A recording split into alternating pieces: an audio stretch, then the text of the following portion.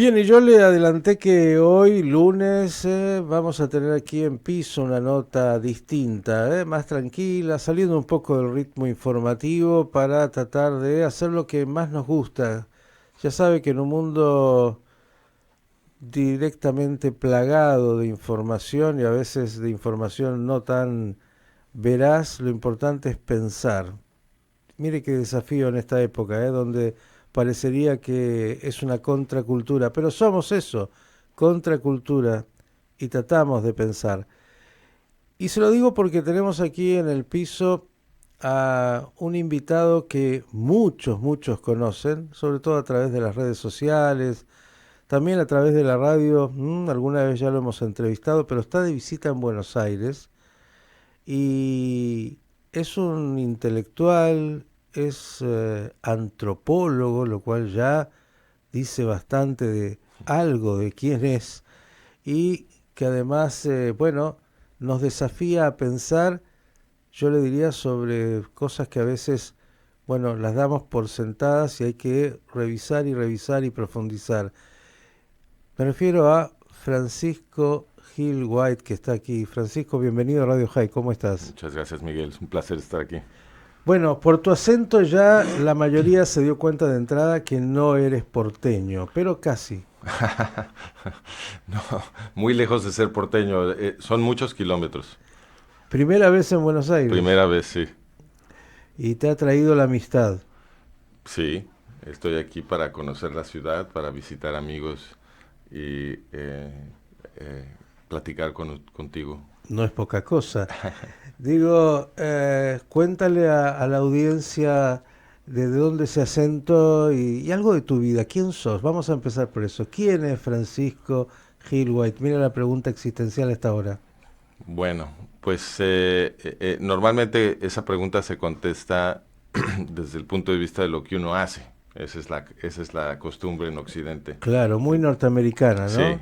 Entonces, pues te digo, mira, yo soy antropólogo, estudié antropología en la Universidad de California de Los Ángeles, en Los Ángeles, UCLA.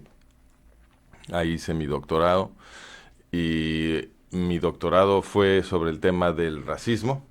Ujú. Entonces, mi tesis de doctorado propone una nueva teoría para explicar el origen evolutivo de las adaptaciones cognitivas que nos vuelven vulnerables al emprendizaje político racista.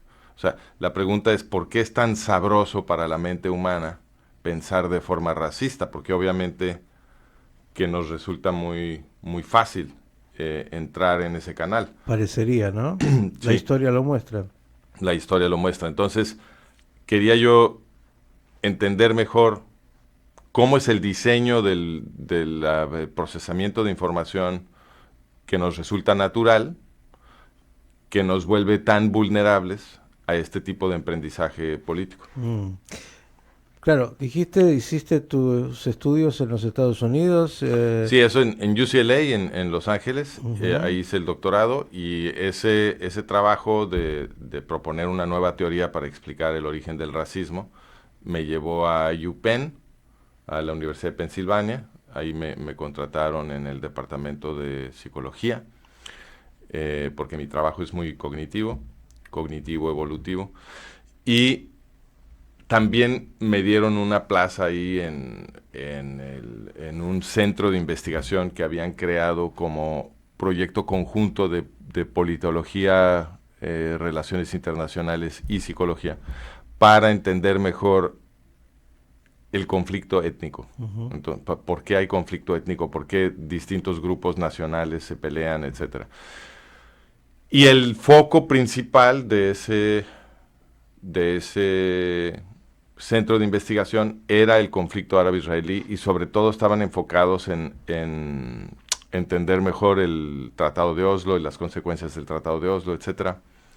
También estaban investigando las guerras civiles en Sri Lanka y eh, las guerras civiles en Yugoslavia, pero en ese, digamos, el tema más central, más importante del centro sí era el Ujú. conflicto árabe-israelí y el Tratado de Oslo. Y yo no me había empapado de ningún conflicto específico demasiado. Lo que tenía yo era una teoría general Ujú. de cómo funciona el pensamiento humano, la cognición en lo relativo al racismo. Pero ya estando ahí, sí me empecé a interesar en estos conflictos más específicos que trabajaban en el centro, y me interesé mucho en el conflicto árabe-israelí. Ahora se entiende más por qué lo tenemos tan bien aquí a Francisco, ¿no? Me imagino que la audiencia dice, Ujú. ah, este muchacho investigó temas interesantes. Mira, estudió en Los Ángeles, luego lo contrataron y le pagaron para seguir investigando sobre estos temas que son tan apasionantes como, bueno, ¿por qué construimos, por decirlo así, estas categorías racistas o categorías de eh, bueno, conflictos entre grupos humanos, ¿no? Y por qué, cómo funcionan esto. Usted dice, y todo eso en teoría, un antropólogo, pero claro, por tu acento sos mexicano, obviamente, ¿no? Bueno, mi acento, a mucha gente le cuesta trabajo localizar mi acento, porque yo crecí en la Ciudad de México, pero no tengo un acento demasiado fuerte Ujú. de la Ciudad de México. Es como más neutro, no sé. Y no sé realmente a qué atribuirlo, pero Pero sos de pura cepa mexicano, sí, sí, sí. ¿sí? Mis papás los dos son de México. Sí. Bien. ¿Y cómo un joven en estas épocas decide que su vocación es nada más ni nada menos que estudiar antropología y para hacerlo con mayor todavía profundidad se va a universidades muy prestigiosas en los Estados Unidos? Bueno, el gusto por la antropología, o digamos por temas relacionados con la antropología, siempre lo he tenido desde niño, aunque primero a mí lo que me gustó estudiar fue música. Entonces primero me fui a Estados Unidos a estudiar música al Conservatorio de Nueva Inglaterra, New England Conservatory, Ujú. en Boston. Y a la mitad de mi carrera de música, ahí fue donde empecé a sentir ese cosquilleo de que me empezó a gustar mucho la biología, y me empezó a gustar mucho la antropología, y me metía yo a las librerías y sacaba libros, me leía etnografías de antropólogos. Eh, yo mismo me asombraba un poco de que estaba desarrollando este gusto, y luego empecé a desarrollar mis propias teorías sobre comportamiento humano, todavía en la escuela de música. Y entonces entraba yo teníamos una relación, digamos, bilateral con la universidad. ¿Cómo se llamaba? Northeastern University, que era vecino del conservatorio. Y entonces ellos podían consultar los 3 o 4 libros de música que teníamos en nuestra biblioteca de música, y nosotros podíamos entrar a la biblioteca de Northeastern, que es una universidad gigante que tiene una biblioteca con millones de libros de todos temas, ¿no? Entonces, pues para mí esa relación era muy, muy beneficiosa. Entonces, empecé a entrar a la biblioteca de esta universidad a buscar libros sobre evolución, biología, sobre el origen de la guerra, este tipo de cosas, porque quería yo entender justamente qué es lo que hace que la gente se pelee, por qué la gente se mata. Eso era lo que yo quería entender. Y lo que me di cuenta buscando en la literatura es que había una necesidad muy grande de mejorar la teoría sobre estos temas. No había realmente un trabajo satisfactorio para explicar este tipo de problemas. Así que este músico ahí en Boston, de repente dice, Ahí, ajá. hay falta de armonía y necesito Sí. ver un poco más cómo hacer que las notas se empiecen a afinar más. No, Y no, ahí me fui desviando o sea, empecé a invertir mucho tiempo en esto, me queda claro. menos en la música. Sí, sí me recibí estoy licenciado para componer, tengo licencia para componer, Epa, ¿y eso pero todavía se no, lo hace? abandoné por completo. ¿Sí? Pero, ¿Ni de hobby un nada, nada, ratito? nada, nada, nada, nada, Ay, nada. ay, No, ay. no, desarrollé una pasión tan envolvente que dedicarle tiempo a mantener la música me roba tiempo de lo que ahora a mí me fascina. Entonces lo abandoné por completo. Pero sí terminé, y para cuando terminé ya andaba yo armando el camino para volverme científico social. Y entonces fui primero a la Universidad de Chicago a hacer una maestría en ciencias sociales y biológicas, evolutivas, y luego me fui ahora sí a hacer el doctorado a UCLA. Has recorrido algo, ¿eh? Se Yo, puede yo, decir he, que... yo, he, yo he vivido varias vidas, Miguel.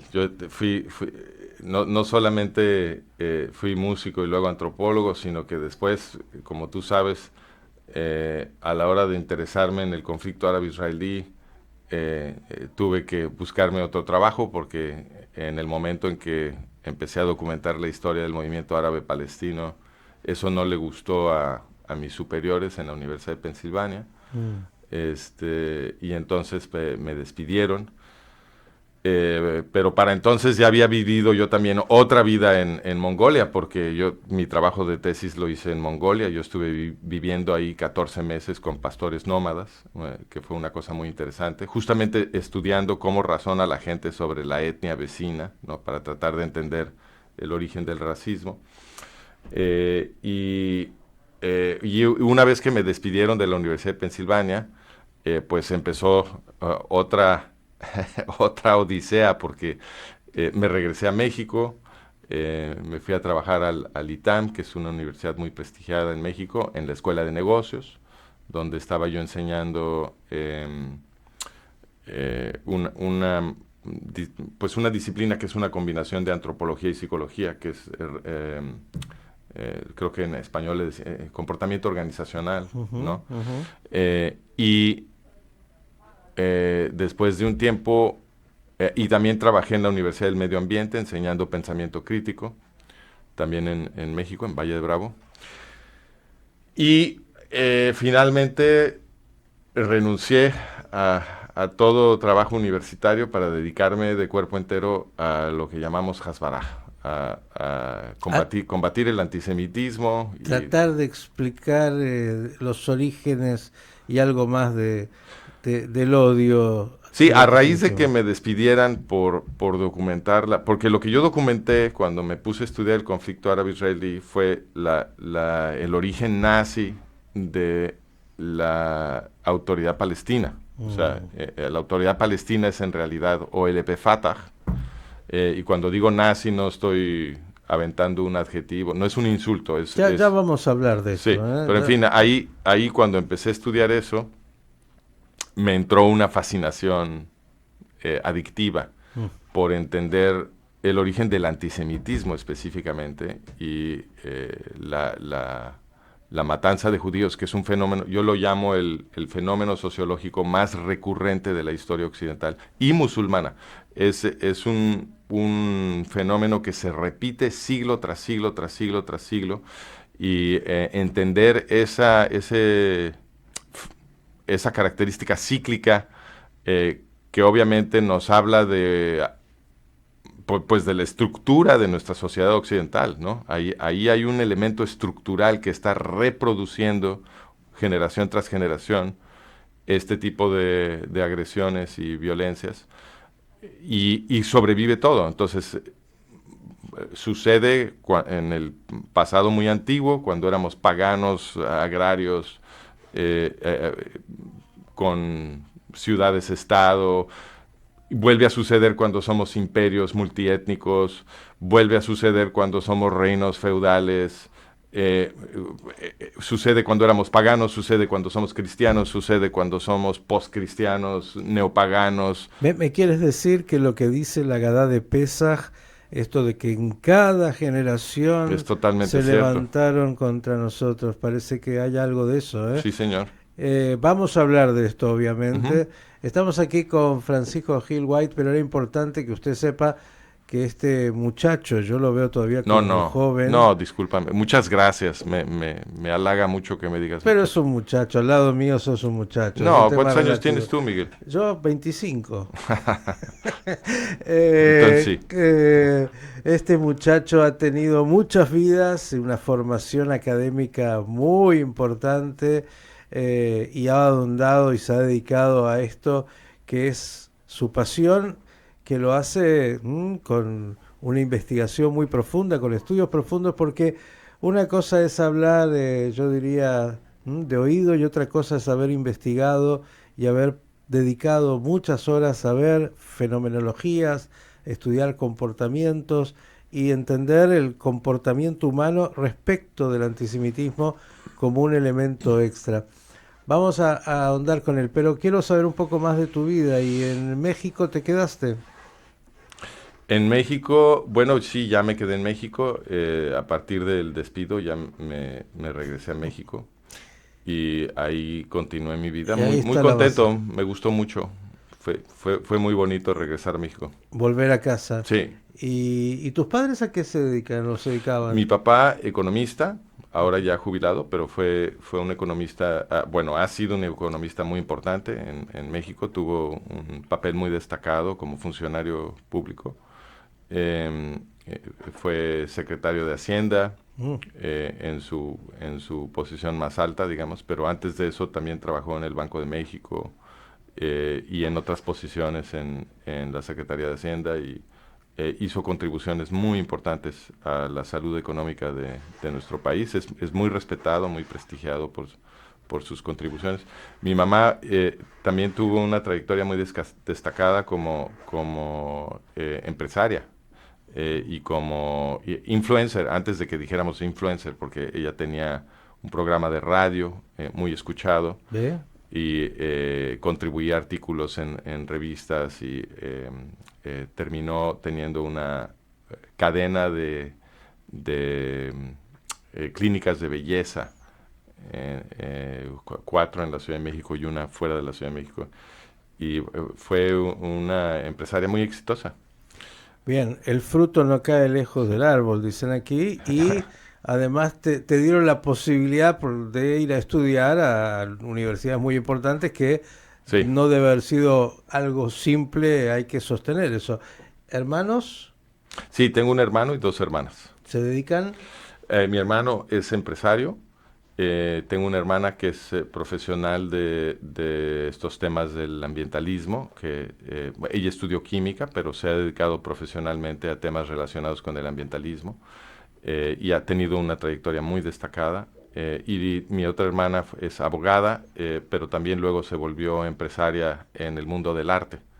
Eh, Bien, ya están conociendo un poco más la historia personal porque es tan importante conocer a la persona que puede luego dedicar tiempo, vocación, vida a temas específicos. Antropólogo apasionado por el tema de las Asbará, por tratar de explicarnos, bueno, el conflicto árabe-israelí, el antisemitismo. De todo eso vamos a hablar luego de un poquito de música. Estamos aquí con Francisco Gil White en esta mañana de Jai. Y aquí ya le cuento a Francisco que Cecilia dice, gracias por traer al licenciado Francisco Gil White. Me interesan mucho las teorías que desarrolla sobre el antisemitismo y nazismo. Así que, bueno, a eso nos vamos a abocar un ratito ahora con él. Ya sabe usted algo de su vida, antropólogo, sumamente formado, investigador, que, bueno, incluso ha pagado el costo en algún lugar de esto de meterse con un tema que a muchos lo incomoda, el antisemitismo, y cómo se, bueno, expresa, se maneja y donde está tan presente que a veces ni siquiera hay conciencia de hasta dónde esta realidad que él decía se ha repetido a través de la historia en cada generación, como dice la Haggadah de Pesaj, bueno, está siempre circulando. A ver, yo obviamente sí te he escuchado, pero la audiencia por ahí menos. Eh, ¿Qué es lo que has podido detectar? Mirá lo que te estoy pidiendo, sintetizar mucho estudio, muchos años, sobre el flagelo y lo que significa el antisemitismo en el marco de Occidente y en esta lucha de alguna manera cultural. pues mira, lo que yo he concluido es que el antisemitismo es un ataque contra todos los occidentales. O sea, no es una cosa de judíos. Obviamente sí es de judíos, pero no nada más de judíos. Porque el pueblo judío tiene un papel estratégico en la historia occidental. ¿Por qué digo esto? Porque la civilización hebraica nace como un cuerpo de ley. ¿Okay? En su esencia es un cuerpo de ley. Y esa ley tiene su origen en una revuelta de esclavos, según la tradición del Éxodo. Ujú. Y eso no es casual, no es un detalle, eso es estructural.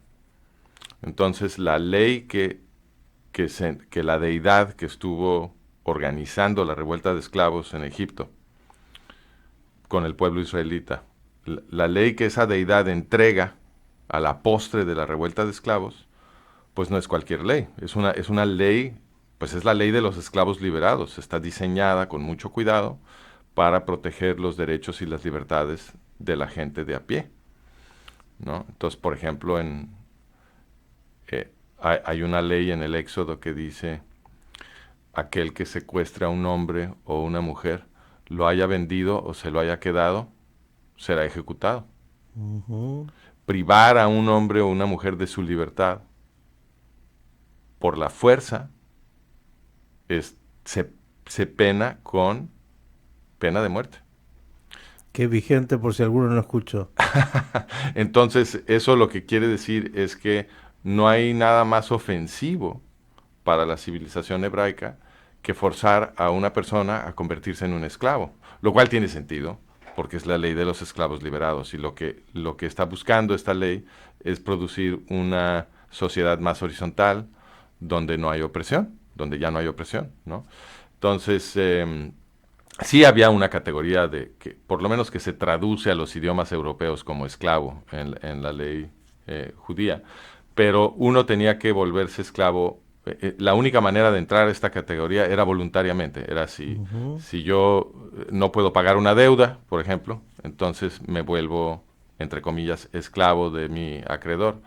Pero Después venía también el periodo de la es liberación de los correcto, esclavos. la ley estipula Un que tiempo. esa servidumbre no puede durar más de 6 años. Ujú. En el séptimo año, en el año sabático, uno tiene que ser liberado por ley. Y si no quiere ser liberado, se lo marca a ese esclavo en la oreja, ¿Cierto? porque de alguna manera va en contra de lo que está estipulado, que sea un hombre libre. Exactamente. Y en el año sabático, perdón, en el año del Jubileo, jubileo, discúlpame, Shnatirdet, en el sí. año del jubileo, tiene que ser, todos esos esclavos que eligieron quedarse con sus amos, Ujú. tienen que ser liberados a fuerzas, aunque Así no es. quieran, porque es la única manera de evitar que se forme una casta hereditaria de Ujú. esclavos.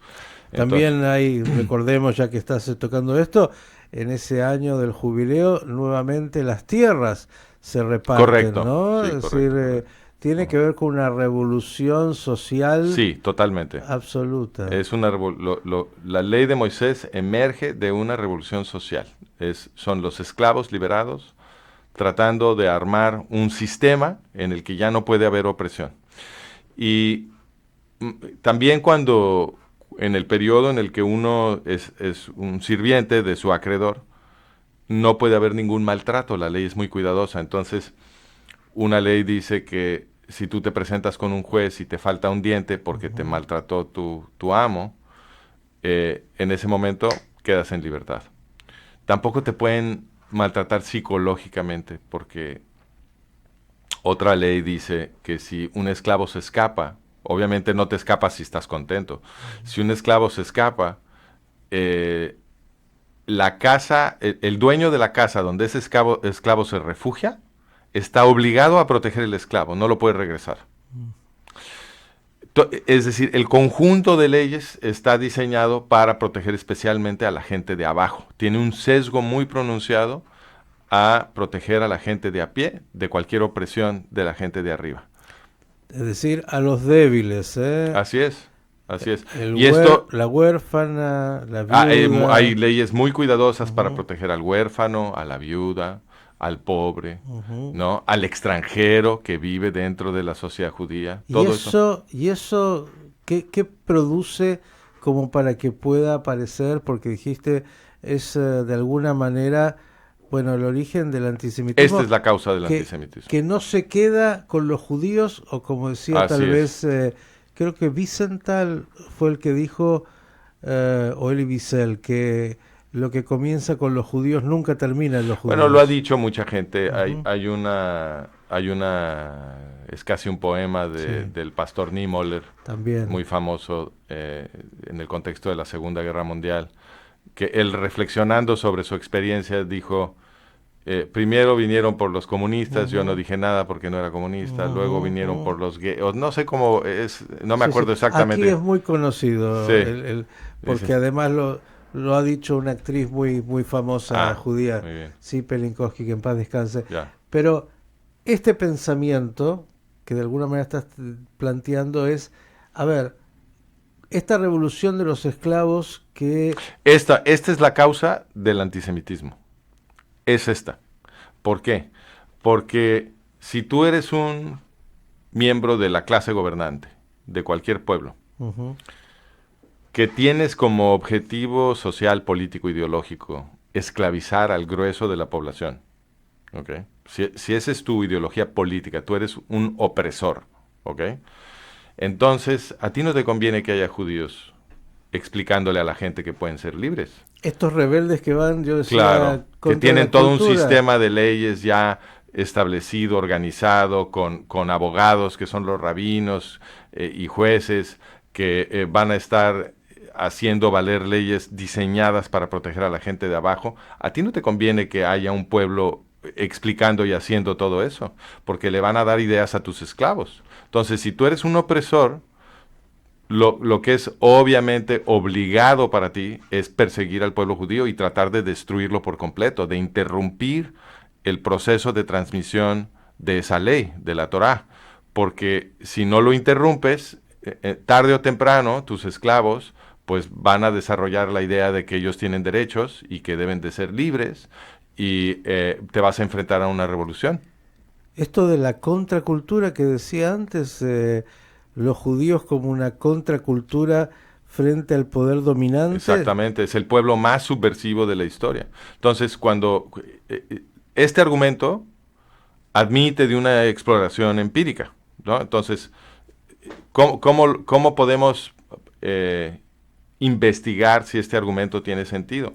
Pues podemos recorrer toda la historia occidental y observar si hay una correlación entre la gente, es decir, si están correlacionados los que atacan a los judíos y los que oprimen al resto del mundo. Y es una correlación perfecta. En cada generación de la historia de Occidente, los que están organizando grandes matanzas de judíos también están esclavizando al resto de la población. Entonces, siempre que se organizan grandes matanzas de judíos, las naciones, los goyim, estamos siendo esclavizados, siempre. Entonces, recorriendo para atrás, ¿no? Empezando con el presente, porque en el presente está clarísimo. Los yihadistas que están ahora digamos, son la punta de lanza para tratar de exterminar al pueblo judío y ya iniciaron su exterminio en Israel el 7 de octubre de 2023. Esos yihadistas son esclavistas. Si tú vas, por ejemplo, a Qatar, que es el gran financiero de Hamas, que es el que llevó a cabo el ataque del 7 de octubre, Ujú. en Qatar, esto no se discute mucho en medios, pero Qatar es un estado yihadista esclavista, el que organizó la Copa Mundial. En Qatar, el 94% de la población económicamente activa son extranjeros. Y el grueso de esos extranjeros son esclavos. Estamos hablando de como 2 millones de esclavos. ¿Ok? ¿Qué significa esclavos en esos Esclavos. términos? No es un... Nuevamente, yo estoy hablando en términos literales. Ujú, No estoy diciendo esclavo como adjetivo ujú, para ujú. exagerar. No, no, quiero, Son, por eso te quiero exacto, preguntar. son esclavos literales, son propiedad. Ellos llegan, los invitan a Qatar con promesas falsas. No, hay todo un sistema para engatusar a la gente y hacerles pensar que hay una oportunidad de trabajo y que los van a llevar a trabajar.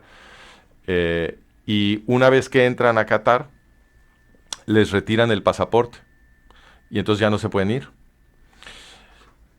Otra manera es que los secuestran. Entonces, en operaciones de comando, van y secuestran gente pobre en distintas partes del mundo, los trepan a una camioneta, se los llevan y en Qatar ya no se pueden ir. Tienen amo, abusan de ellos física y sexualmente.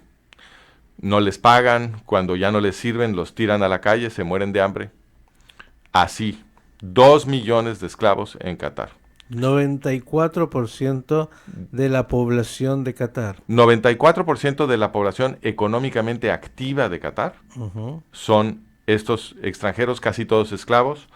Los cataríes prácticamente no hacen nada, no trabajan, son simplemente la clase opresora viviendo, lucrando del trabajo de todos estos esclavos. Y es un horror, esto es un crimen contra la humanidad que está sucediendo todos los días en Qatar, casi nadie lo comenta, pero estos esclavistas de Qatar son los que organizaron la matanza del 7 de octubre de 2023. Ellos son los financieros de Hamas, ellos son los que construyeron toda la infraestructura terrorista de Hamas en Gaza. Por lo tanto, el ataque del 7 de octubre es un ataque de Qatar contra Israel. Pero Israel no se puede defender de Qatar porque ahí Estados Unidos tiene su base militar más importante en toda la zona de África Norte, Oriente Medio y Asia Central. La complejidad, ¿no? Hoy Qatar, que aparece como el mediador en las negociaciones con el Hamas, Qatar que coquetea, ¿no? En este mundo donde no solo organiza un mundial, sino y lo hace con intenciones muy claras de limpiar su imagen. Sí. Sino que parece, bueno, un jugador ahí muy importante. Sí, pero con todo ese esfuerzo de Qatar de limpiar su imagen, coopera toda la estructura de medios y la estructura de gobiernos occidental, ¿no? O sea, ¿por qué, por ejemplo, los gobiernos de todo el mundo no boicotearon el Mundial de Qatar? ¿Por qué Estados Unidos, Argentina, México? ¿Por qué todo el mundo no boicoteó el Mundial de Qatar? ¿Por qué no? A ver, ahí están oprimiendo a 2 millones de esclavos. ¿Qué estamos haciendo todos yendo a jugar fútbol en Qatar? Debimos habernos rehusado todos y denunciar que ahí se esté oprimiendo a toda esa gente. Pero no, todos los medios y todos los gobiernos y todos los equipos de fútbol participaron en celebrar que ahí se hizo un mundial en Qatar. Por favor. Están blanqueando a los nazis. Superficialidad, complicidad, estupidez. No, dinero. es complicidad total, porque no es un secreto. Se sabe, la gente que nos gobierna sabe perfectamente qué está sucediendo en Qatar. El Departamento de Estado de Estados Unidos cada año hace un reporte de la esclavitud en Qatar. Yo los cito en mi artículo sobre Qatar. Entonces, no es como que no saben, claro que saben, son los primeros en saber. Pero esto es complicidad, pues ahí Estados Unidos tiene su base militar más importante en toda esa región, no en Israel, en Qatar, no con los judíos, con los yihadistas. Y no olvidemos que Qatar es el financiero número 1 a nivel internacional del yihadismo terrorista antisemita. Bien, y hiciste una entrada directa a través de Qatar para explicarnos, como dijiste, que el antisemitismo no solo, digamos, es contra los judíos, sino comienza contra los judíos, pero en realidad es contra Occidente. Claro. Y es contra los occidentales a pie. Los valores occidentales. Es contra los valores occidentales que heredamos del movimiento judío. Los valores occidentales que nosotros ahora reconocemos como propios de nuestra civilización moderna son valores judeocristianos. Son valores que nacen en la ley de Moisés y en la interpretación, triunfadora del rabino Hillel el Viejo, que es el origen de toda la jurisprudencia rabínica y todo el pensamiento filosófico rabínico. Lo que dijo Hillel el Viejo en el siglo antes de Jesús es que el mandamiento levítico 19:18, amarás a tu prójimo como a ti mismo, es el mandamiento rector. Todo lo que se hace en el judaísmo tiene que ser consistente con amar a tu prójimo como a ti mismo. Eso fue lo que dijo Hillel, y los rabinos convirtieron a Hillel en la plataforma de la Mishnah, por lo tanto, de toda la jurisprudencia judía a lo largo de los siglos. Y lo toma obviamente el mensaje de Jesús y el cristianismo. Claro, como... Jesús repite el mensaje de Hillel, y ese mensaje a través del movimiento cristiano se vuelve herencia para todos los occidentales, y entonces una vez que ese mensaje triunfa en el mundo moderno y se establece la democracia en Occidente, pues obviamente que estamos ahora... toda la ética occidental moderna en el mundo democrático que hemos creado está regida por ese principio. Entonces nos ofendemos cuando alguna ley, alguna política, algún desarrollo social está violando el principio de que tenemos todos que amarnos y respetarnos, porque todos somos iguales bajo la ley, porque todos somos hijos de Dios. Todo eso viene del judaísmo. Y ahí es donde entonces aparece, de acuerdo a lo que estás diciendo, el antisemitismo como una cultura que va en contra de esa rebeldía planteada por los esclavos que dicen no hay una casta superior y seres inferiores, sino que todos los seres humanos merecen respeto por su condición humana intrínseca y amarás a tu prójimo como a ti mismo, no importa quién es ese prójimo, no. Exacto, entonces nos distrajimos un poquito porque íbamos a hacer el recorrido. Entonces, empezando con los yihadistas. Sí, vamos a la inversa del tiempo. Exacto, veamos entonces ahora sí la correlación, porque justamente el antisemitismo es la herramienta social y política de los opresores. Es funcional el antisemitismo para ellos. Entonces, tenemos a los yihadistas, como ya dijimos, Qatar, que es un mundo de esclavos, de opresores oprimiendo a muchísimos esclavos, que organiza la matanza de judíos más escalofriante de los tiempos recientes, ¿no? La más dura desde el Holocausto. Antes de los yihadistas están los nazis. Los nazis... Raza aria. Exacto. Ellos cometieron genocidio en Europa, ¿no? Exterminaron a los judíos europeos, asesinaron algo así como 66% de la población judía europea, y también hicieron lo que los yihadistas. Ellos esclavizaron a todos los occidentales que gobernaron, empezando por los alemanes. Los alemanes fueron los primeros en perder el derecho a opinar distinto del partido nazi, los primeros. Entonces, los nazis se dedicaban a ser esclavos y organizaron una enorme matanza de judíos. Cabe apuntar, porque la gente no conoce este tema, pero en la Segunda Guerra Mundial hubo una alianza muy estrecha y muy extendida entre los nazis alemanes y los yihadistas musulmanes.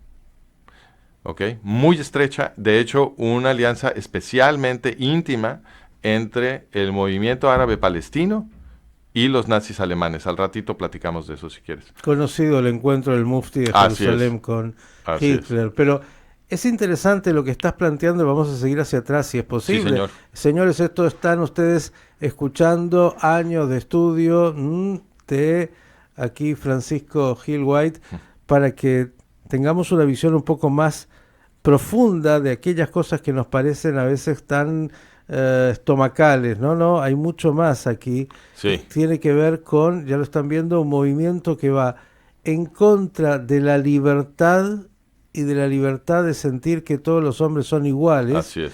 Y a partir de eso, el judaísmo es una provocación a esa cultura, es un problema.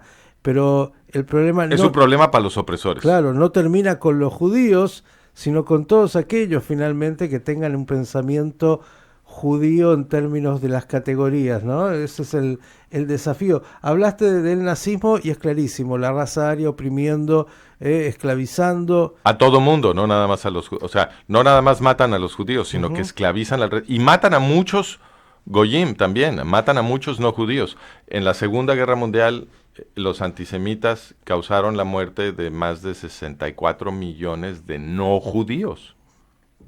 No eran judíos, los mataron a todos esos millones de no judíos. La causa de su muerte fueron los mismos antisemitas. Los antisemitas produjeron la Segunda Guerra Mundial, ¿no? Y eran aquellos que querían esclavizar a otros países a lo que era el Tercer Reich. Exacto. Es decir, pero no nada más a otros países, esclavizaron a los alemanes. uh-huh. Esclavizaron a los alemanes. Entonces, y este es un proceso perfectamente consistente, es una correlación perfecta. Mira, si nos vamos para atrás, estamos hablando de los boyardos rusos, ¿no? Del imperio zarista. El imperio zarista esclavizaba prácticamente a todo mundo. Casi toda la gente que vivía en el imperio ruso eran siervos, que es una categoría de esclavo. Y tenían dueño. O sea, los señores feudales rusos eran dueños de pueblos enteros con su gente. Otra vez la misma categoría. Simplemente para que sigamos el pensamiento que Francisco nos está trayendo y sigamos hacia atrás siempre. No, pero no sin antes recordar que el imperio zarista, los boyardos rusos, uh-huh. Organizaron enormes matanzas y saqueos de judíos que llamamos pogromos. Uh-huh. Entonces, esclavizaban a los no judíos, mataban a los judíos. Es la misma correlación. Uh-huh. Nos vamos para atrás y estamos hablando de la Inquisición católica, que duró varios siglos, muchos siglos. Y durante todos esos siglos se estuvieron organizando matanzas de judíos. De hecho, en su conjunto, esos siglos eliminaron la presencia judía en Europa occidental. Eso equivale a un genocidio. Lo que pasa es que fue un genocidio relativamente lento comparado con otros eventos de la historia, uh-huh. Pero en su conjunto los siglos del medioevo y del Renacimiento eliminaron a los judíos de Europa occidental con una combinación de enormes matanzas genocidas, expulsiones y conversiones forzadas. Tengo que hacerte una pregunta para seguir hacia atrás un poco en el pensamiento. Uh-huh. ¿Qué pasa con la Iglesia Católica? Uh-huh. Porque, a ver, estamos hablando de la Inquisición, por ejemplo, sí. Y estamos hablando del dominio de la Iglesia que hereda supuestamente el pensamiento judío del amarás a tu prójimo como a ti mismo y de esta revolución de los esclavos en la libertad de todos los hombres, pero parecería sí. Que hay algo que no cierra. Sí. Este es un tema muy interesante. Sobre este tema estamos publicando ahorita. Figura mucho en mis libros. Yo uh-huh. Tengo una serie de libros que se llama El colapso de Occidente, el siguiente holocausto y sus consecuencias. Y ese es un tema que tratamos con mucho detalle. Pero también en los artículos, en una serie de artículos que se llama Semitismo versus Antisemitismo que estamos publicando en la página web. Es verdad que la Iglesia, ya que lo planteamos, sí. También tiene la jerarquía y el poder como uno de sus elementos sí, exactamente. Centrales. Entonces, ¿no? Esta es la paradoja de la Iglesia, y esto es lo que comentamos, que la Iglesia es una estructura híbrida, ¿ok? Entonces, por un lado, la Iglesia hereda los textos sagrados del judaísmo. Entonces, lo que comparte la Iglesia con el judaísmo rabínico es Tanaj. Uh-huh. Eso lo tenemos en común la Iglesia y el judaísmo rabínico. Entonces, desde el punto de vista oficial, institucional, la Iglesia custodia esos libros como sagrados y afirma tener una ética basada en las enseñanzas de esos libros. Entonces, ahí hay un contenido que yo llamo semitista, ¿no? Yo contrapongo antisemitismo con semitismo. Entonces, uh-huh. en mi jerga, el semitismo es un movimiento social y político anterior inclusive al judaísmo, que inicia con la revolución de Sargón de Akkad en el sur de Mesopotamia hace 4.300 años, ¿okay? Y eso establece una tradición que duró 2.000 años en Babilonia y luego en el resto de Mesopotamia, que es justamente la búsqueda de la justicia, la paz, la hermandad, la compasión, todos los valores que son valores de amarás a tu prójimo como a ti mismo, ¿no? Uh-huh. Y de esa civilización del semitismo babilónico emerge su producto más exquisito y sofisticado, que es el judaísmo. Y la Iglesia hereda, a través del pueblo judío, hereda esos valores del semitismo. Pero la Iglesia crece en suelo griego y luego también romano. Y entonces la Iglesia es adoptada como religión oficial por el Imperio Romano.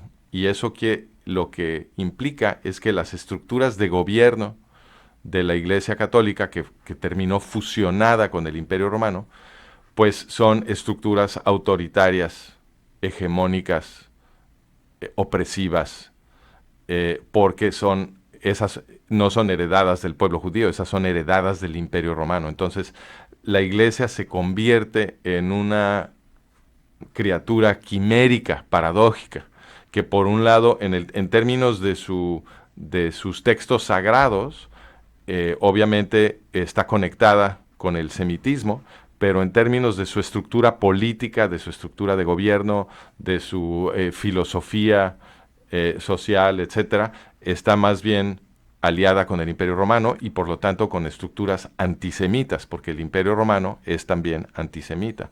Entonces, la Iglesia es una paradoja, y entonces como la Iglesia determina la cultura occidental, ¿okay? La Iglesia produjo Occidente, porque fue totalmente dominante como institución durante muchísimos siglos y todavía estamos sintiendo su influencia, pues Occidente también se volvió paradójico, ¿no? Ahí hay un punto, me parece, nodal en términos de el pensamiento de Occidente y de su contradicción, ¿no? Sí, señor. Sí, Occidente es simultáneamente semitista y antisemita. Por eso damos bandazos en los que Occidente se vuelve más liberal, más compasivo, más abierto, más igualitario, etcétera, y luego hay bandazos en la dirección contraria porque empiezan a dominar las estructuras antisemitas, porque Occidente es ambas cosas.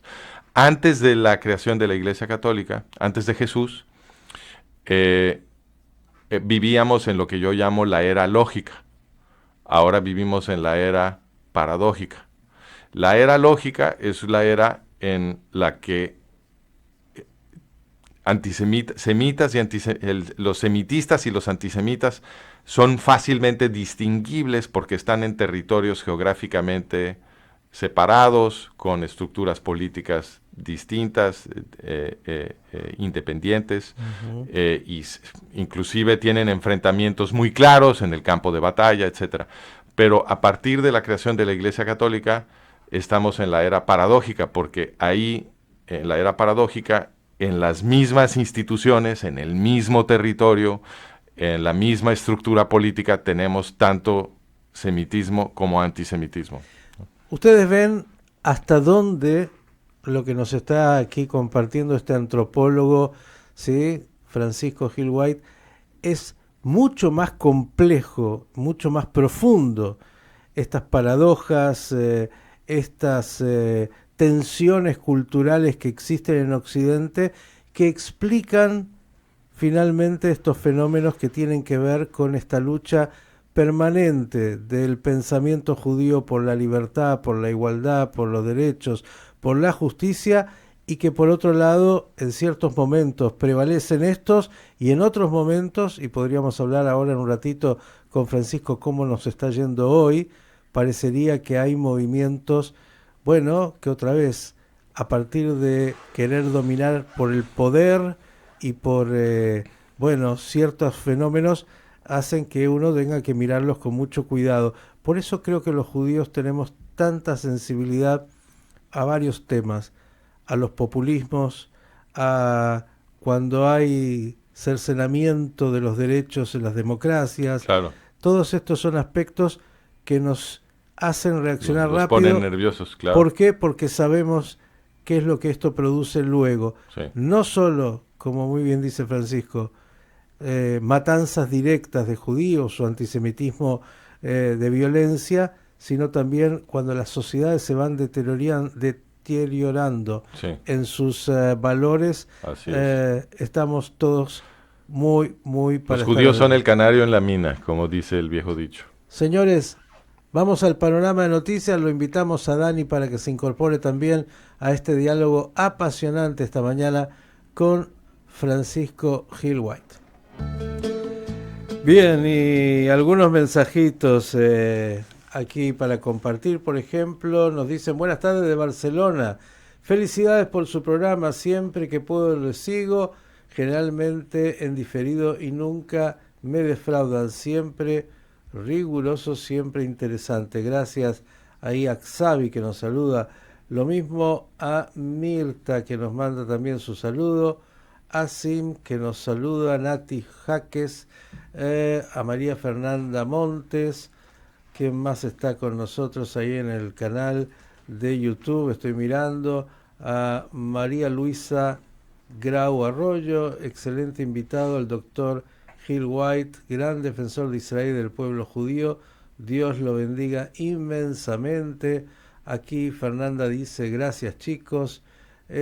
Porfis, pregunten sobre el conflicto, sobre el rol de Estados Unidos en el conflicto.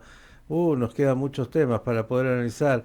¿Qué dice acá Norma? Dice, gracias Miki por traer a Francisco a tu programa, un lujazo que esté en Argentina.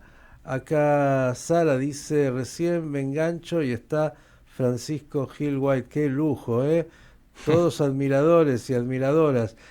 Acá también dice Ricardo Golfar, un grande Francisco Gil White. ¿Quién más tenemos? Tenemos aquí desde México, pues que sí, Sin, que nos saluda desde Ciudad de México. Y también María Fernández Montes, que dice, impresionante invitado, un lujazo, gracias chicos de Radio High. Muchos admiradores, Francisco, y admiradoras, que te siguen, dicen, un capo siempre. ¿Sabes lo que es un capo? Alguien que se destaca, no es lo de las épocas que no... Hay otros contextos para esa palabra. Sí, claro que sí. Bueno, hay muchos mensajes más, gracias a todos, pueden seguir escribiendo, claro que sí. Acá Beatriz Ferreira dice, Yom Tov, buen programa, y todos siguen escuchando aquí también, desde Haifa, también saludos, bueno, desde muchos lugares en el mundo, gracias por estar como siempre. Y hoy en esta visita que nos hace Francisco Gil White, aquí que está en Buenos Aires, por primera vez en su vida, mire que ha viajado por el mundo, pero todo llega, Francisco. Sí, todo llega. Todo llega. Hasta Dani Saltzman llegó, mire, ya hace rato acá al estudio. Ustedes ya habían charlado. Dani, buen día. Hemos charlado. ¿Cómo estás? Buenos días. Buena semana para todos. Bien, bien. Acá apasionante este diálogo porque estos temas que hacen a lo cotidiano para nosotros, tratar de seguir lo que acontece en Medio Oriente, tan complejo, la situación de Israel tan difícil y las expresiones de antisemitismo que han surgido con mayor virulencia después del 7 de octubre, claro, hay que mirarlas no solo en la preocupación propia, sino, como siempre decimos, cuidado que, como muy bien decía Francisco, es el termómetro que marca la fiebre de esta sociedad occidental. Nos habíamos quedado, y yo quiero ir con esto de vuelta, con algo fundamental que tiene que ver con el rol de la Iglesia Católica, que es, como muy bien dijiste, la heredera, de alguna manera, así se plantea en la historia, de ese mensaje del Sinai, de esa ley judía. No de la ley.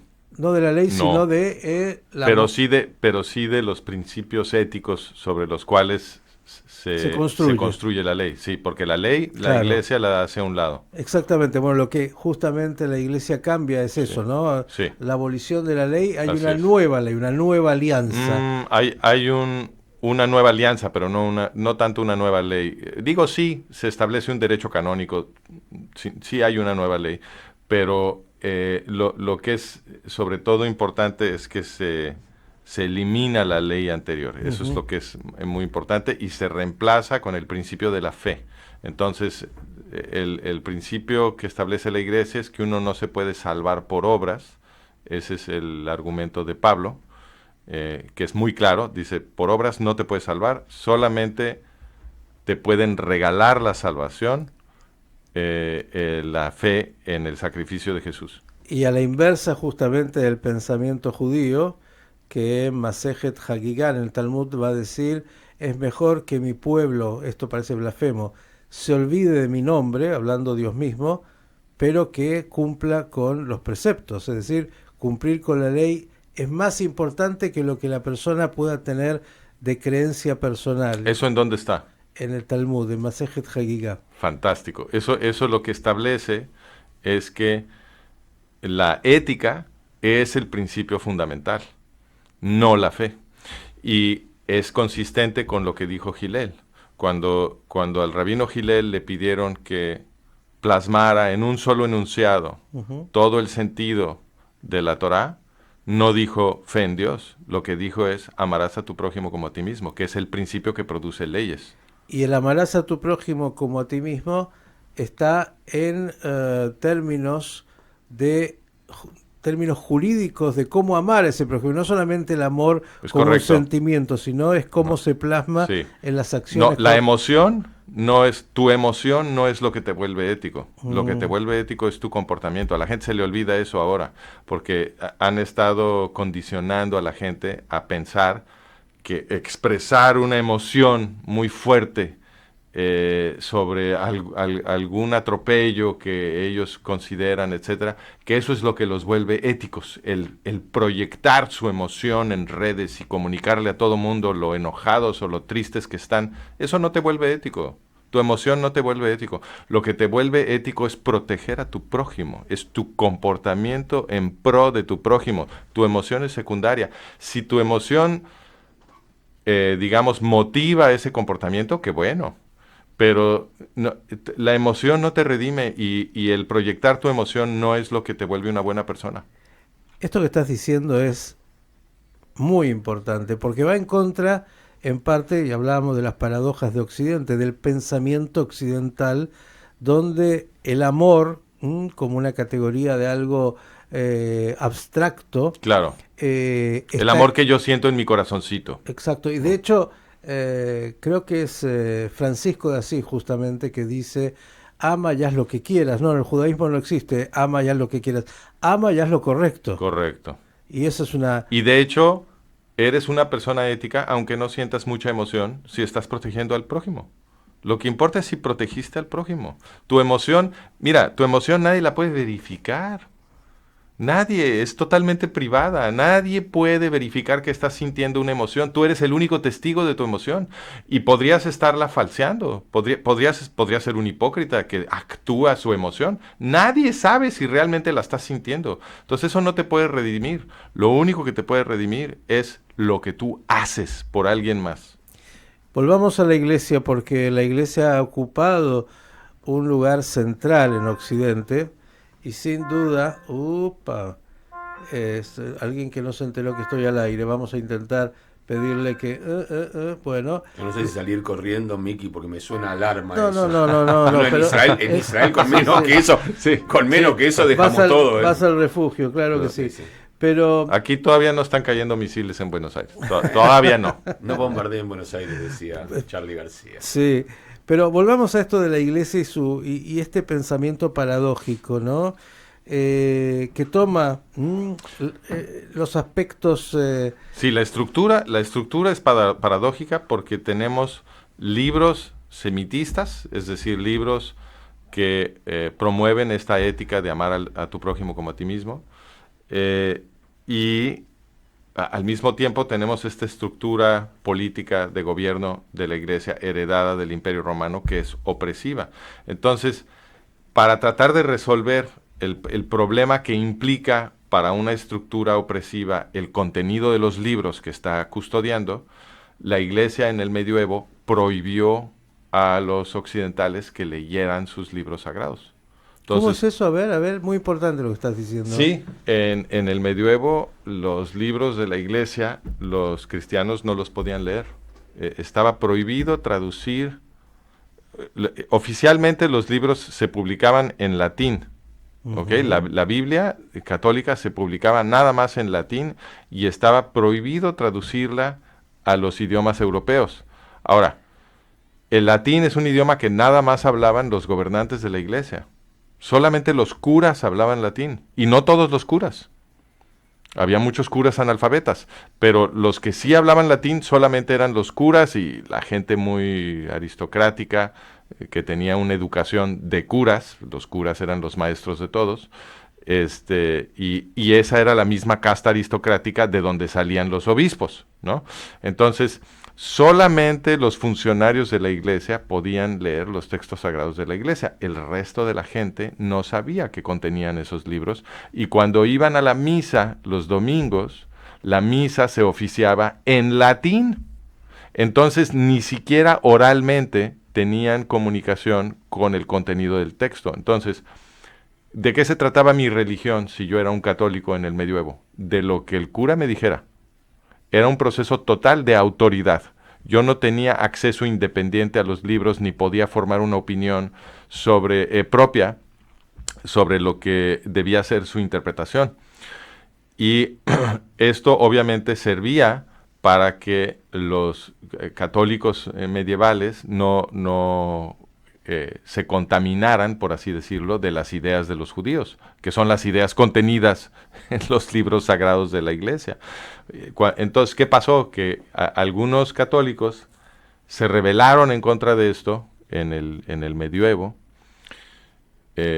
Hace mucho tiempo, estamos hablando del siglo XI, cuando esto empezó. Y al rebelarse, ¿qué fue lo que hicieron? Empezaron a traducir los libros del latín a los vernáculos europeos para que la gente los pudiera leer.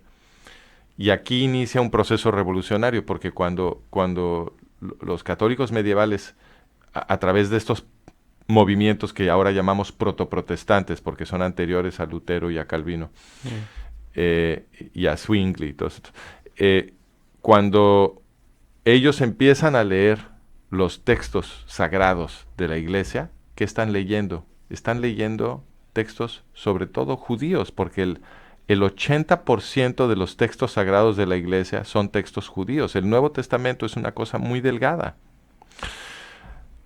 ¿Y qué están leyendo? Pues si empiezas por el principio, lees el Génesis y luego llegas al segundo libro, que es el Éxodo, que es la revuelta de esclavos. Entonces, esos católicos medievales que empezaron a leer la Biblia y que se volvieron protoprotestantes, se radicalizaron políticamente, porque estaban leyendo sobre la revuelta de esclavos y las leyes para proteger a la gente de a pie, de toda la filosofía que empapa esas leyes, que está diseñada para combatir la opresión y proteger la libertad. Y pues sucedió lo que le preocupa siempre a los opresores, que el pensamiento judío le dio ideas a estos cristianos y empezaron a luchar por su libertad. Es interesantísimo todo esto que estás planteando, porque finalmente cuando nos dices, claro, todo el conocimiento estaba para un grupo selecto que hablaba latín, que no pretendía ilustrar al pueblo, sino dominarlo. Exactamente. Digo, otra vez estamos hablando de los mismos conceptos, ¿no? Dominación frente a libertad. Estamos hablando de un grupo, de una casta que pretende imponer frente a, bueno, las grandes masas que finalmente son los oprimidos. Y ahí vuelve la misma revuelta. Y fíjate otra vez la correlación de la que hablábamos, de que los opresores que esclavizan a todo mundo organizan matanzas de judíos. En el medioevo católico de la Inquisición. Las cruzadas. Exactamente. En ese mundo se estaban la iglesia, los frailes dominicos y franciscanos estaban organizando grandes matanzas de judíos, y al mismo tiempo la iglesia, aliada con los reyes católicos de Europa, estaba esclavizando a todos los occidentales. Los occidentales, bajo la Inquisición, no podían ni siquiera opinar. Tú no podías tener una opinión que fuera distinta de la del Papa, porque juntaban la leña para quemarte. Te quemaban vivo. Primero te torturaban para tratar de que... El Papa, la representación de Dios en la tierra. Exacto. La infalibilidad del Papa, es decir, lo que el Papa decía y planteaba es la verdad. No hay ninguna posibilidad de discutir esa Ningún verdad. católico tenía derecho a opinar distinto, y si opinaba distinto podía ser inclusive torturado a muerte. Entonces todos los católicos eran esclavos del Papa, todos. Nadie podía pensar, nadie se podía salir del huacal, como decimos en México. Bueno, y también destaca el valor de la ignorancia como herramienta, que hasta hoy es... pero una estructura verticalista absolutamente. Total. Y ahí los judíos otra vez los rebeldes de la historia, que no tenemos papa, somos rebeldes por naturaleza en términos del pensamiento, la libertad, la discusión y el planteo de que nadie tiene la verdad absoluta. El Talmud es eso. Eso. Entonces, el contraste medieval era justamente entre la cultura autoritaria, absolutista, totalitaria, porque es totalitarismo. Cuando ya no puedes ni siquiera pensar distinto, estamos hablando de totalitarismo. Entonces, tenían una estructura totalitaria de un lado, y del otro lado estaban los judíos con la cultura del Talmud, que es una cultura de debate, en donde ni siquiera en el caso de Hillel, que es la plataforma de toda la jurisprudencia judía, ni siquiera se presentan sus opiniones aisladas de un debate. Se presentan las opiniones de Hillel y las opiniones de su contrario, que era el rabino Shammai, y tú tienes que poder leer ambas opiniones y llegar a tu propia conclusión. Recordemos, algunos lo saben, el texto del Talmud está en el centro, y todas las discusiones están alrededor, y todas son igualmente válidas, y siempre, y esto es pensamiento también oriental, desde el lugar donde uno mira. Yo estoy mirándolo aquí a Francisco desde el lugar que yo estoy sentado, Dani lo mira desde otro lugar, y no es que mi visión sea válida y la de Dani, no, son distintas y cada una complementaria. Ese es el pensamiento judío y talmúdico. Yo acotaría eso, porque sí es posible decir que alguien dijo algo que es incorrecto.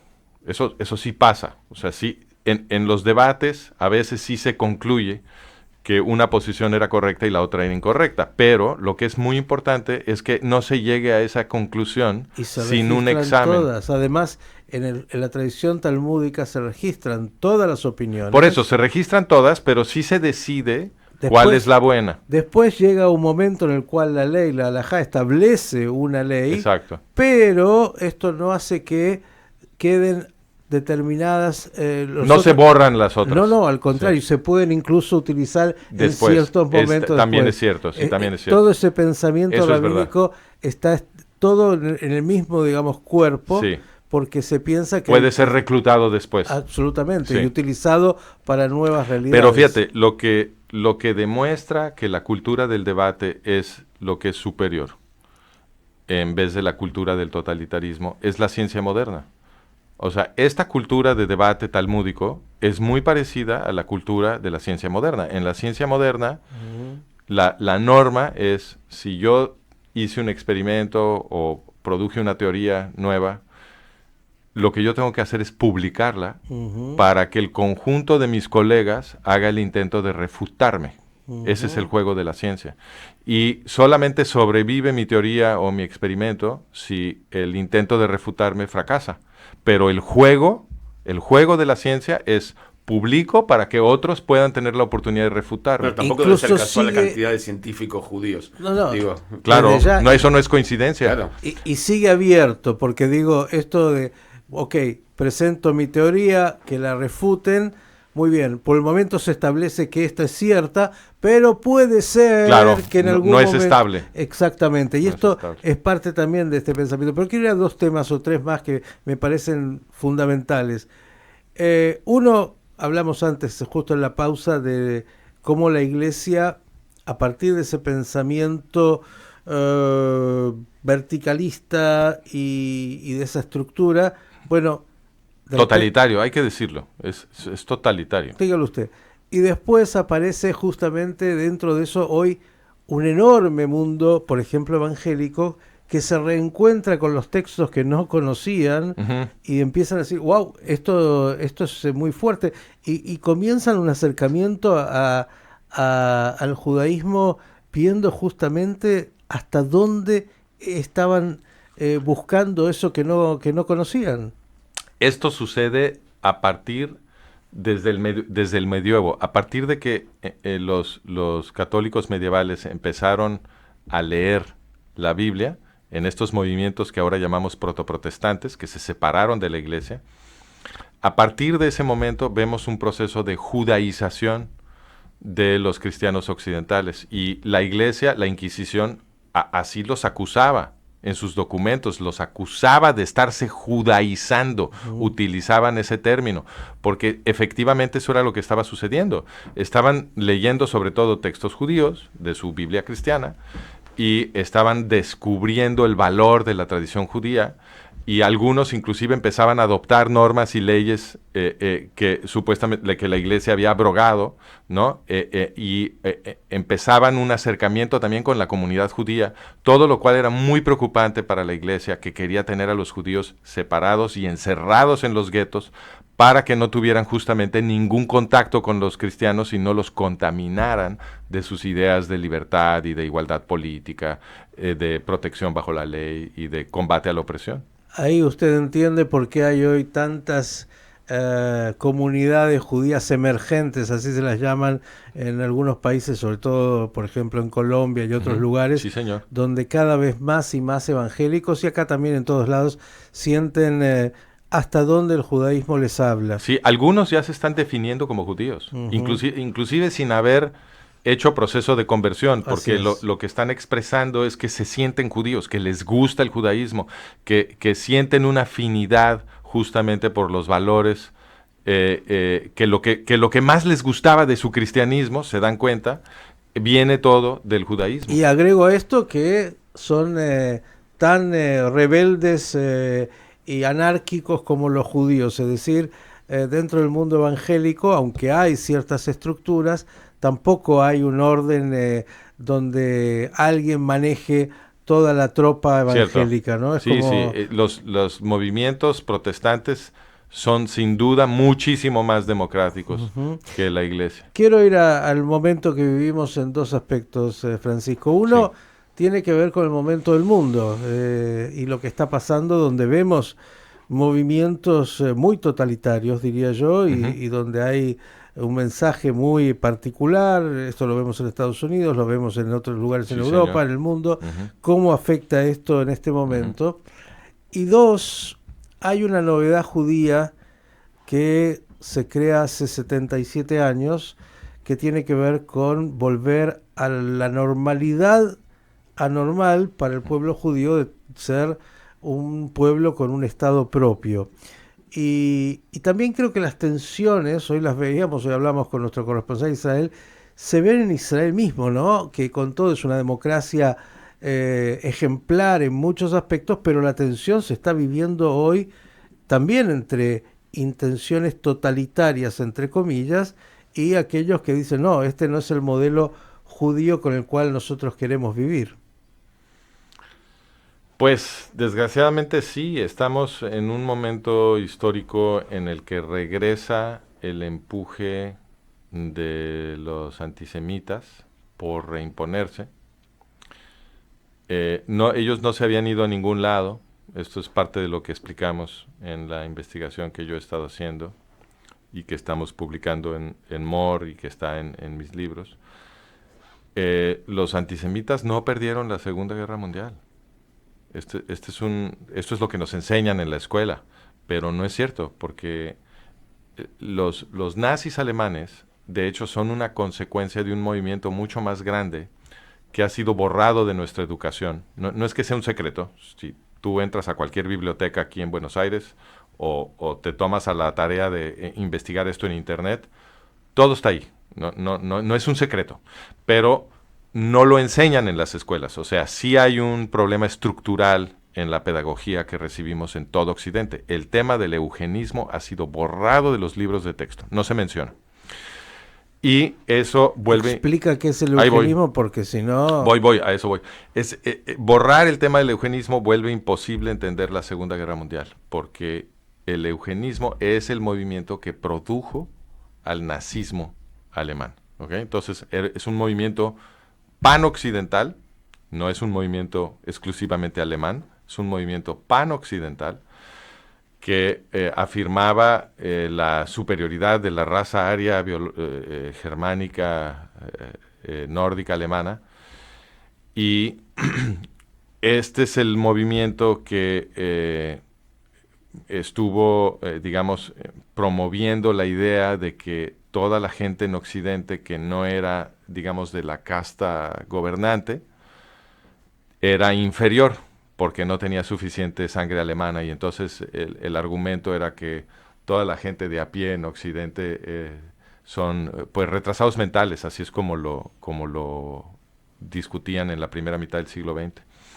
Y el objetivo político de este argumento es retirarle derechos a la gente común, porque el eugenismo nace como una reacción a las revoluciones de 1848. En 1848, otro tema que se ha borrado de nuestra educación, y no es coincidencia porque yo considero que el año de 1848 es el más importante de toda nuestra historia. ¿Por qué? Porque ahí hubo revoluciones en todo Occidente el mismo año. Todo el continente europeo ardió el mismo año. Fue un cataclismo. Nunca se había visto nada igual. Y la consecuencia de esas revoluciones de 48 es que cambió la gramática política de Occidente. Es decir, a partir de 48, no es que todo se haya establecido, la democracia moderna no nació completa en 49, no estoy diciendo eso, pero en 1848 lo que sí sucede es que los aristócratas occidentales tienen que cambiar su forma de hablar. Se asustaron tanto que a partir de 1848 empezaron a decir que el gobierno tiene que servir al pueblo, que van a defender la libertad, que van a tratar de componer el problema de la pobreza, que empezaron a crear parlamentos, en fin. A partir de 1848, la manera de expresarse en público de los gobernantes cambia por completo, cambia la gramática política de Occidente. Y ese cambio en la forma de hablar produce un desliz continuo en la dirección de la libertad y del progreso político que no se podía ya detener, y eso fue lo que nos llevó a la democracia moderna. Entonces, las revoluciones de 1848 son el comienzo de la vida moderna democrática occidental. No es la Revolución Francesa, porque la Revolución Francesa, aunque fue muy importante, fue derrotada en 1815, cuando fue derrotado Napoleón. Y después de esa derrota de Napoleón, las aristocracias absolutistas europeas se reimpusieron y estaban tratando de patear a todo mundo de regreso al medioevo. Pero estaban sentadas en un polvorín, y ese polvorín voló en 1848, y eso fue lo que finalmente cambió el mundo. Qué importante esta perspectiva histórica y analítica para entender que, bueno, no todo lo que tenemos hoy fue siempre en primer término, ¿no? En la historia humana, el periodo que vivimos de alguna manera en cierto grado con todas las debilidades de democracias liberales y... es un minuto, claro, es un segundo. Es la nada misma en términos de la historia, no es lo que fue y cómo... Y no tiene ningún precedente. Nunca en toda la historia humana ha habido sociedades como las sociedades democráticas occidentales. La gente de a pie en ninguna parte de la historia ha estado tan bien protegida por las leyes y por las instituciones como en las democracias modernas occidentales. Y contra esto es lo que aparecen muchos grupos y pensamientos que quieren, bueno, ir en contra, como siempre, pero ahora con una democracia liberal que está de alguna manera protegiendo a gran parte, o por lo menos una parte de este mundo, y que pretenden nuevamente llevarnos a estos movimientos totalitarios de opresión de unos grupos contra otros. Sí. El momento que tenemos hoy, y te hice una pregunta también muy difícil que tiene que ver incluso con Israel, que vive también esta tensión interna. Sí. ¿Pero cuál es la pregunta? La pregunta es cómo ves el diagnóstico de este momento histórico. Estamos en un muy grave peligro. Por eso mi libro se llama El colapso de Occidente. En mi opinión, estamos a 15 segundos de que se destruya toda la civilización occidental moderna. Como sucedió con los nazis, excepto que después de los nazis nos volvimos a levantar. Pero lo que viene ahora es el yihadismo, y de eso no nos vamos a levantar. Y las clases gobernantes de todo Occidente están colaborando con la invasión yihadista de Occidente. Ellos la están dirigiendo. A ver, empezamos esta conversación mencionando un detalle que es diagnóstico, en mi opinión, de cómo realmente opera el sistema, que es que el gobierno de Estados Unidos tiene su base militar más importante en Qatar. Esa es su alianza más íntima en Oriente Medio. ¿Y qué es Qatar? Qatar es el centro del financiamiento yihadista, antisemita, terrorista internacional. Entonces, como ese detalle te puedo dar muchos, pero otro detalle es la forma como las clases gobernantes europeas han estado inundando de yihadistas el continente europeo con sus políticas de migración. Obviamente entienden lo que están haciendo, pues no hace falta ser un genio para entender que si tú inundas Europa de yihadistas, acabas con Europa. O sea, no es 2 más 2 es 4, no, cualquier imbécil lo entiende. Bueno, entonces, la penetración de las universidades americanas es el mismo camino. Es el mismo camino. Entonces, cuando Angela Merkel, en el contexto de la guerra civil siria, anuncia, porque esto fue literalmente lo que dijo que vengan todos, no le vamos a poner techo. Así se pronunció en público. Y por supuesto entraron millones de sirios, todos y no eran todos sirios, eran todos musulmanes, pero no eran todos sirios. Con la excusa entraron de todos lados y eran casi puros varones en edad de reclutamiento militar. ¿Y de dónde los estás importando? Los estás importando de un infierno yihadista, en donde se están peleando distintas facciones, ISIS, al-Nusra, el supuesto ejército libre sirio, que todos se unieron a ISIS, tienes distintas facciones, Tahrir al-Sham, etcétera. Todos son yihadistas, y entonces de ahí Angela Merkel dice que vengan todos. Bueno, pues esta es una política de importación de yihadistas. Todas las mezquitas que se han construido en Europa han sido financiadas por estados yihadistas como Qatar, como Kuwait, como Arabia Saudita, algunas inclusive Irán, Turquía, que ha sido gobernada ya por islamistas desde hace mucho tiempo. Todo eso lo han construido los yihadistas en Europa. ¿Ingenuidad o suicidio? No, ninguna ingenuidad. ¿Complicidad? Tampoco es suicidio. A ver, por eso el análisis comparativo histórico es tan importante, porque las estructuras se repiten. Cuando la aristocracia romana, en el siglo IV, oficialmente declaró la Iglesia Católica su religión oficial, la aristocracia no se suicidó, al contrario, así fue como sobrevivió. Los aristócratas romanos se convirtieron al catolicismo para preservar su imperio, ¿ok? Y lo convirtieron en un imperio católico. Ahora las clases gobernantes de Occidente se van a convertir al Islam y se van a quedar en el poder. Y a nosotros nos van a aplastar, porque eso es lo que sucede en el Islam. Entonces, esto no es un suicidio. Ellos se están preservando a sí mismos y lo que van a hacer es destruir a Occidente, pero para los gobernantes no es un suicidio, al contrario, esta es su supervivencia. Ellos lo que no quieren es que nosotros les quitemos a ellos el poder. Y el Islam, no hay mejor ideología que el Islam para oprimir a la gente. Apasionante. Y en este contexto, yo sé que esto es todavía tenés unos días acá, por ahí te traemos a hablar. Sí, claro. Especialmente de la política norteamericana y Donald Trump. Sí. Tenemos toda una serie en la página web explicando que Trump es yihadista. Bueno, di y explícale a la gente, ¿dónde te pueden encontrar? A ver, entonces, nosotros estamos, los distintos canales de contenido que tenemos, porque tenemos YouTube y artículos, libros, etcétera. Entonces, el hub donde encuentran todo es franciscogilwhite.com o managementofreality.com, es la misma dirección. Y ahí tienen los botones para ir a todo. Y pues con eso tienen. Y estás publicando, dijiste ahora, este libro llamado... El colapso de Occidente es una obra en 10 tomos, de los cuales ya están publicados 5. Muy pronto espero ya publicar el 6 y el 7. Y lo que hacemos ahí es recorrer 2500 años de historia occidental para explicar justamente esta estructura que a grandes rasgos empezamos a discutir tú y yo aquí. Entonces habíamos discutido yihadistas, nazis, nos fuimos a la Inquisición católica, pero nos vamos más para atrás, nos vamos con los romanos para demostrar que el Imperio Romano, que también organizó un genocidio en los siglos I y II, que termina con la derrota de Bar Kokhba en el año 100. Bueno, Bar Kokhba era su apodo, pero en el año 135. Los romanos que organizaron ese genocidio también estaban esclavizando a todo el mundo. Era un sistema esclavista.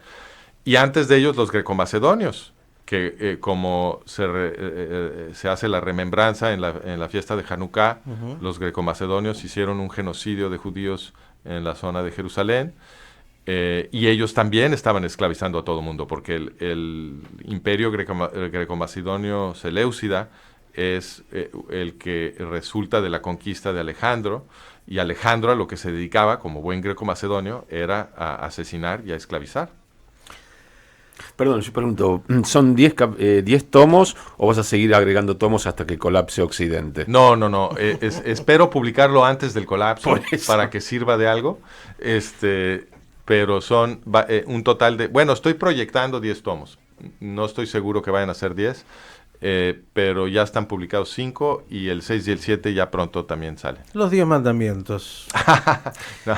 Y señores, nos hemos tomado un rato hoy muy tranquilo, muy distinto de lo habitual en esta charla extensa con Francisco Gil White, a quien ya recomiendo, a aquellos que no lo conocían lo han conocido hoy un poco más, tanto en lo personal como en su pensamiento, seguir y dedicar tiempo, porque también lo hablábamos antes, el pensamiento de TikTok, miren, para temas tan complejos, tan profundos que tienen que ver con la conducta humana, con los movimientos sociales humanos, con las culturas que se contraponen entre la cultura, él decía, de la ley, la cultura de la protección al más débil, la cultura judía en este mundo, y esta otra, ¿no?, que plantea un movimiento totalitario, un movimiento donde el poder que quiere subyugar al más débil, esto se juega permanentemente en cada generación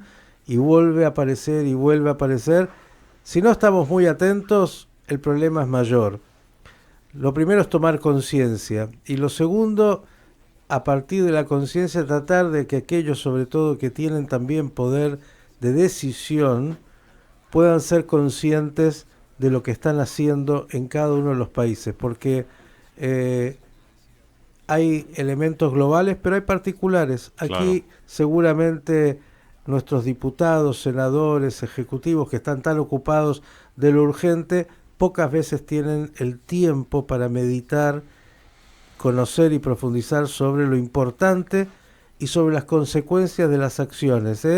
Cuando pasan estas cosas de que alguno se quiere hacer del poder por la fuerza de distintas maneras, las democracias están en un problema, y ese problema siempre se transfiere a los judíos y a toda la democracia, y a Occidente, que está tambaleando. Francisco lo pone en términos hoy muy dramáticos, pero cuando uno mira las realidades es para estar muy ocupados y preocupados.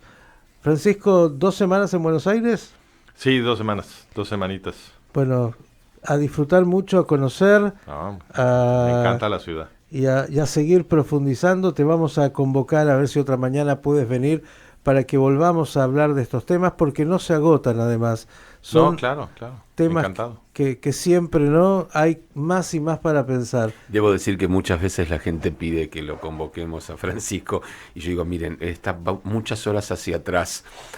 La posibilidad a veces de organizar una entrevista es más compleja, porque lo tenemos que despertar muy temprano, porque ya está trabajando en otras cosas. No, pero me despierto, no se preocupe. Sí, ya lo sé, y lo hacemos. Lo vamos a seguir persiguiendo. Claro. Quiero hacer una mención muy particular este fin de semana.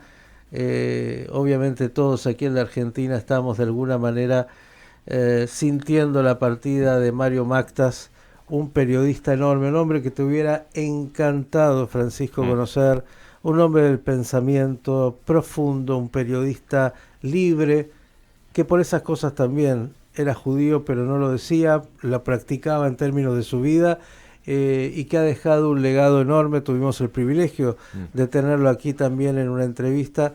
Nos quedó pendiente con Mario varios cafés, y yo tengo la sensación de que me lo perdí.